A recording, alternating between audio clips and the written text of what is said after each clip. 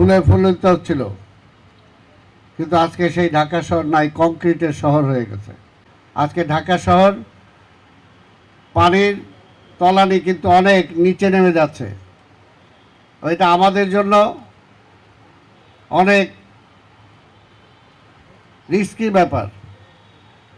যে কোনো সময় যদি এটা আরও বাড়তে থাকে, যে কোনো সময় এটা এই শহর ধসে যেতে পারে।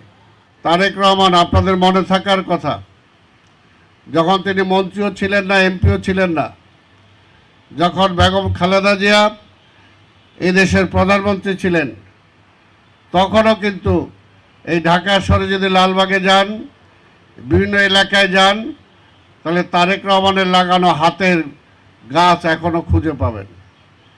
অর্থাৎ সেই সময় তিনি চিন্তা করেছেন। কারণটা এটাই যে একজন সফল রাষ্ট্রনায়কের সন্তান, একজন সফল প্রধানমন্ত্রী বেগম খালেদা জিয়ার সন্তান তারেক রহমান। ঢাকা মহানগরীর যে সমস্ত সমস্যা আছে, এই সমস্যাগুলো আমরা লড়াই করছি। এই সমস্যাগুলোর জন্য, সমাধানের জন্য আমরা বারবার বলছি জনগণের সমর্থন দরকার, সহযোগিতা দরকার। একজনের কারণে, দুইজনের আবর্জনা ফেলার কারণে আমাদের টোটাল আবর্জনা যুক্ত হয়ে থাকবে, এটা কোনোভাবেই হতে পারবে না। আমরা মার্কেটগুলোকেও বলেছি যার যার মার্কেটের সামনে নিজেরা যে কোনো বিন ব্যবহার করতে হবে, তাহলে আমাদেরকে বলতে হবে তারা যাতে ডাস্টবিন যদি বলে দেয় আমরা করে দেব, কিন্তু যত্রতত্র আবর্জনা ময়লা ফেলা যাবে না। এবং এই ব্যাপারে প্রধানমন্ত্রী কিন্তু খুবই সচেতন। আপনারা দেখেছেন আমাদের 2 সিটি কর্পোরেশনের 2 জন আমাদের কর্মকর্তা পর্যন্ত সাসপেন্ড হয়েছে।